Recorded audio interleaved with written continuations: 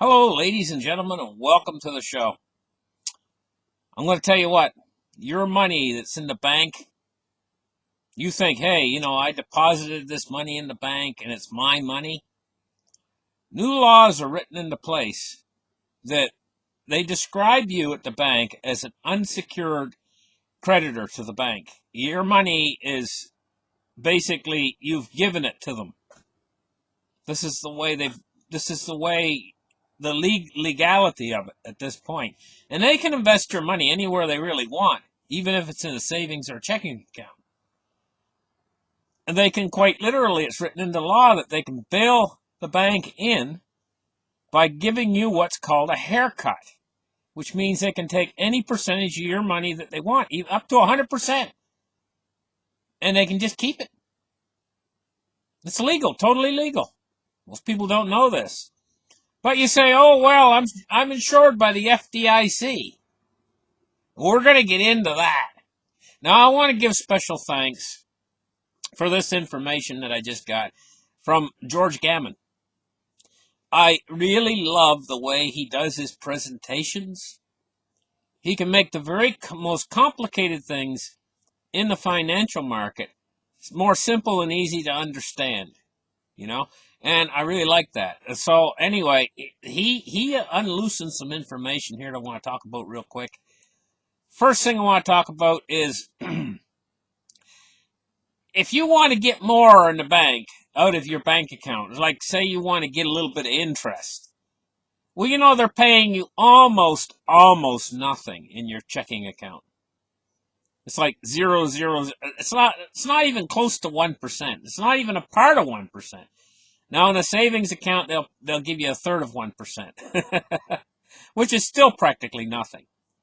So they'll try to talk you in. The banks will try to talk you into investing your money into possibly a CD to get 2%, or a money market account to get 2%, roughly 2%, maybe a little bit, tad more than 2%. Where's that money going? Well, what George Gammon went through I'm going to put a link in the description for you guys, but he goes through a very thorough explanation of where that money's actually going for the bank to actually get 2%. And he uses a rational, he uses the same detective sort of a thing that Sherlock Holmes used through eliminating an elimination process of where that money's actually going. Where he boils it down to is it's most likely going into the FX swaps market, where they're getting the LIBOR rate plus bank charges, whatever that is, X. Call it X, bank charges. So this is where they're getting your 2%. But who's the entities in this FX swap market that you're lending your money to? Who are the players in the FX swap market? And who are they most likely connected to? Well, he boils it down in the end, who they're most likely connected to, and who actually is holding all of this together. The linchpin that's holding all this together is Deutsche Bank.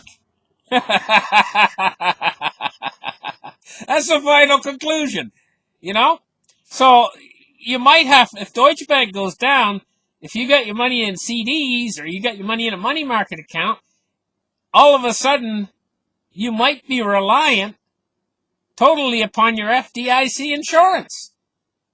Well, you say, well, I'm insured for $250,000 FDIC insurance. Yay! Don't gloat so fast. Don't gloat so fast, guys. Let's get the chart started right here. Let's get the chart started. And we're going to take a look at this right here. The FDIC and their illusion of that they've got everything covered. If just one person in the United States went down and they had $250,000 in the bank, FDIC's got that covered. No problem. Let's look down here a little bit. They're looking at what $1 million looks like. That's a pile of $1 million. What $100 million looks like.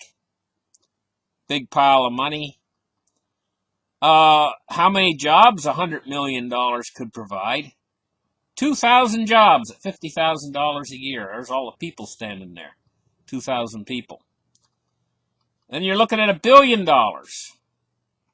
Big pile of money.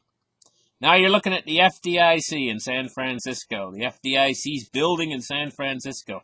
Bigger than the Statue of Liberty. And how much have they got, the FDIC? Well, they've got, drum roll please, $25 billion. So yeah, they can cover your $250,000.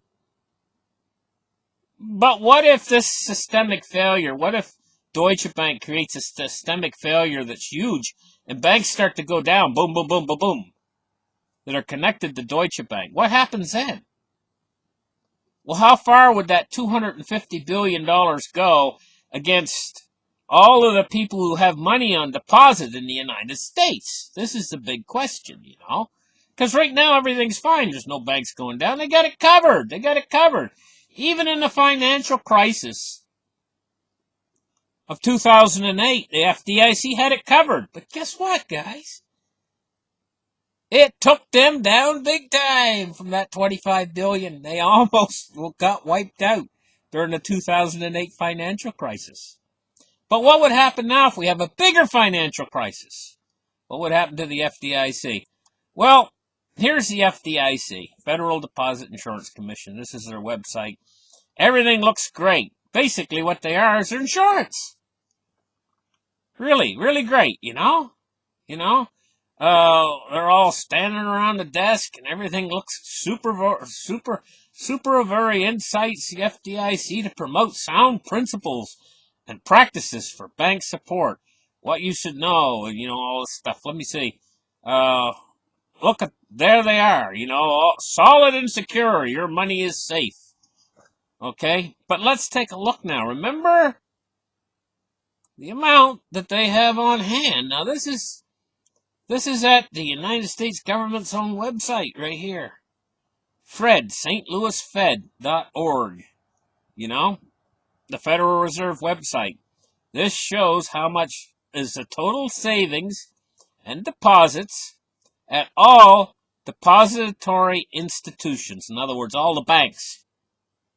Banks across America, you know, how much savings do they have? Now, you know, if we go back to the year 1970s, back in 1975, right here, there's only $145 billion on deposit. So that $25 billion that the Fed has, the FDIC has, the $25 billion the FDIC has, that wouldn't cover all of it way back in 1975 at the start of this chart. But look how it's growing. As inflation is growing, as wages have slowly grown, and they haven't grown that much, but as money has compounded within the system, right? It's growing. And look how it's growing. Now, by the time we got up into the 1980s, we were at $369 billion. And then if the time we get up to the 90s, let me get the 90s here, we were at $901 billion. So we're almost up to $1 trillion by 1990. By the time we get up to year 2000, we were exceeded $1 trillion to $1.7 trillion. But look at where we are now. We're way up here, like $10 trillion on deposit. Okay? How far would $25 billion go against the $10 trillion on deposit? And do they actually have all that money at the bank in cash? These are big questions. If we go in there and we want our money, do they have the cash to give us? Well, you know what? An interesting phenomenon's been happening. What's been happening is because people use so much credit and debit. Get in line now. Go to a store. Watch the people in front of you. They'll most likely pull out a debit card. They're not using cash. Because cash is not being used. The actual cash supply has been being dwindled down less and less and less year after year. As the money supply, In other words, total savings and deposit at the banks has been going up and up and up and up higher. Right? Now, we went back in time, back into the 1970s. People used a lot more cash. They had a lot more cash floating around the system. You know? And what I'm pointing out to you right now has been seen by a lot of people, not just me, that there's actually a short supply of cash. So they've said that $1.5 trillion in cash has went missing. Well, where's it going? People that know about this are hoarding the cash away from themselves in the form of cash, because cash is actually physical. It's in the real world. So this money that's on deposit, it's like World of Warcraft money, guys. It's just digits on a computer screen. Now, the banks, they have a way of setting things up, so they don't want you to come to this realization that your money doesn't actually exist in the real world. That's why they hide behind their screen. They don't want to let you see the screen. The tellers at the bank, they keep the screen facing. You're looking at the backside of the screen. It might say Dell, on there, or a computer name on the back of the screen. That's what you're looking at. The teller, she's looking at her side of the screen. She can see your fantasy digits, your World of Warcraft money on the screen. And this is what the banks are playing with, and they've totally given them law to do what they want with your money. And they can keep it all if they want. They can give you a haircut. Your money, you think it's safe and you think the FDIC is safe, but how much can the FDIC really cover if we start getting multiple bank failures? Listen, guys, George Gammon, he talks about a solution to this problem. And maybe it's not the perfect solution, but I happen to agree with him. The banks could go down, the FDIC could go down. Good luck getting your money. If your bank goes down and the multiple banks go down, the FDIC runs out of money, good luck getting your money. And also, they've put laws in place now at this point in time where the big guys, the big shots, are going to get first crack at the FDIC money, the money pool. They're going to get first crack at it. And you can bet they know how to proceed through the paperwork needed in order to ensure their deposits. They've got lawyers working for them. Good luck for you. The bank goes under, right? You go in there and you say, what do I need to get my money back from the FDIC? And they're going to hand you a big handful of papers. Well, you need it, and they're going to bear the burden of proof on you that you actually had that money even in there. You might have to hire a lawyer. It might take you a year to get your money back. And by the time you get through with the whole process, will the FDIC have any money left? We don't think about these things. We say, oh, well, the money's insured. It's insured. No problem. Yeah, good luck collecting. So here's the thing. Here is the thing, guys. George Gammon offers a solution. He fully realizes that the United States government will never go bankrupt, not like the banks. They can't, and they will not let themselves ever go bankrupt. So, T-bills, bonds, long bonds, T-bills, what you're looking at here is the United States government can always print enough money to pay their debts. But here's the thing, guys, and your money's going to be secure in a bond, because the United States is always going to make good the good faith of the United States government. So your money is secure in a bond. But here's the thing, guys. The purchasing power of that money. What's it going to be if the United States has to print its way out? And plus the mega debt that they're building, they're basically a bankrupt entity that has a printing press. So it's a no-brainer. They're going to print their way out of everything. Ultimately, those dollars are going to be worth nothing. let's just take a quick look here, and I want to show you guys something. Now, I'm going to give you guys my estimation of where gold's going this year. Gold, through history, has been following the inflation rate, basically. Almost exactly. I was watching an old Charlie Chaplin type film. I think it was Buster Keaton in it or whatever, And he had to stand in line. He was waiting in line, and in the lineup, there was a store window there. And there was a suit, a brand new men's tailored suit. It says $6.95. That's what it was. Okay? And I was thinking to myself, hey, you know what? Now, a good price on a suit like that would be over $700, Maybe $1,000 for a good suit like that. So I said to myself, $6.95. That means that each penny is worth more than $1 is now. More than $1, right? What have they done to our money? What have they done to it? $6.95 for a full tailored suit, Those are the prices back then. But what was the price of gold right then? About $20. Okay? So, basically, gold, an ounce of gold, you could go out and buy yourself a tailored suit with an ounce of gold for $1,500. You could go out and buy that tailored suit for probably about $800 right now. If you shopped around, you could probably get a fairly decent tailored suit for about $800.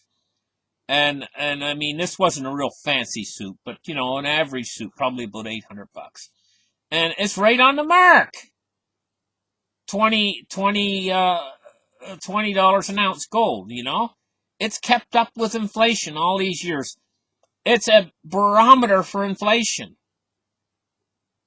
So it's going to continue to do exactly the same thing. So we can plot the price of gold because you know what they're going to have? Last year, going according to shadow stats, we've got roughly about 20% inflation rate. Okay? We see gold moving along. Now, they've suppressed the price and stuff, but it's starting to bounce out of this category, and it's starting to follow the old inflation. That's what it's doing. It's keeping up with them. It's starting to keep up with inflation again, and it's going to bounce free, and it's going to do that. It's going to keep up with inflation. So this year, instead of 20% inflation, we're probably going to be looking at 30% inflation. So we're probably going to be looking at a 30% increase in the price of gold. We're probably going to see about $1,800 or $1,900 gold by the end of this year. So the question lies here. Do you want to get 2%? Or would you rather get 30% on your money? Now, there's another thing you need to think about here.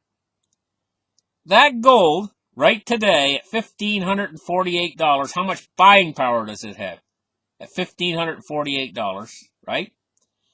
If we get 30% inflation over the course of the year and gold goes up 30%, you haven't made anything. All you've done is you've kept up with inflation. But if you've invested in a CD or a money market account, you're only going to get 2%. You're not keeping up with inflation at 2%. You're not even close. So what do you want? Do you want to keep up with inflation, or do you want to lag behind and see the purchasing power of your money disintegrate? The choice is yours, And this effect is going to compound and get much and much, much worse. So gold protects your purchasing power. Whereas all of these other money products are not, I look at it this way, sure, we're looking at cryptocurrencies now in the world. Very risky. You can make bigger gains, but you can also lose a lot more. I see gold and silver as being a much more stable option to get out of the dollar. Simple as that. Listen, thank you guys for listening to this show. Really appreciate it. Give me a thumbs up, and we'll catch you guys in the very next episode. Bye-bye.